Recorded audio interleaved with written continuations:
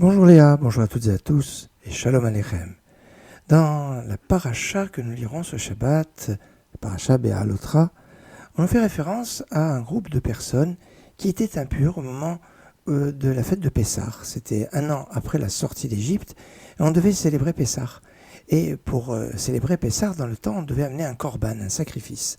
Or, pour pouvoir offrir ce sacrifice et le manger, il faut être pur. Alors, si tout le monde est impur, on peut l'apporter tout le monde dans l'impureté, il n'y a pas de souci. Mais quand une partie est pure et une partie n'est pas impure, une partie est impure et une partie est impure, eh bien ceux qui sont impurs ne peuvent pas amener le korban Pessah. Et ils ont dit, nous voulons le faire, mais on aurait pu leur dire, pourquoi vous voulez le faire? Vous êtes dispensés puisque vous êtes impurs. Et puis alors, pour des bonnes raisons, puisque on dit qu'ils étaient impurs de l'impureté des morts, parce qu'ils se sont occupés d'un met mitzvah de quelqu'un qui n'avait personne pour s'occuper, pour lequel même le Kohen, qui normalement n'a pas le droit de se rendre impur au contact des morts, sauf sa propre famille.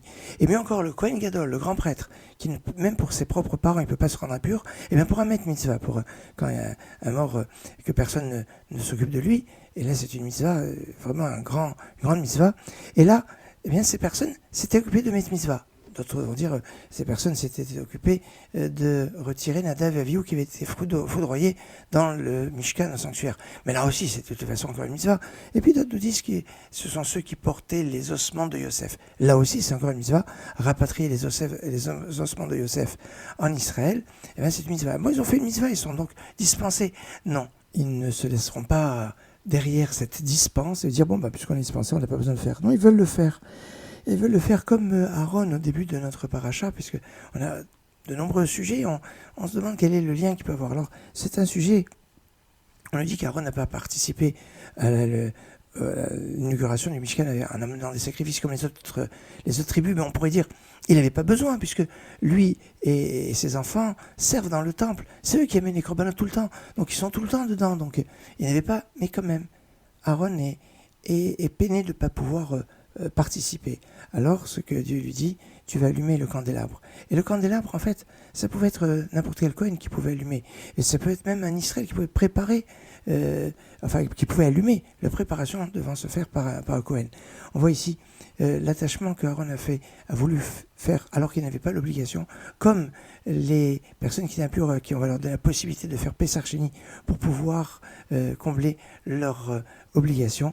Et c'est un beau symbole de volonté de faire les mitzvot que nous avons ici comme exemple. Excellente journée.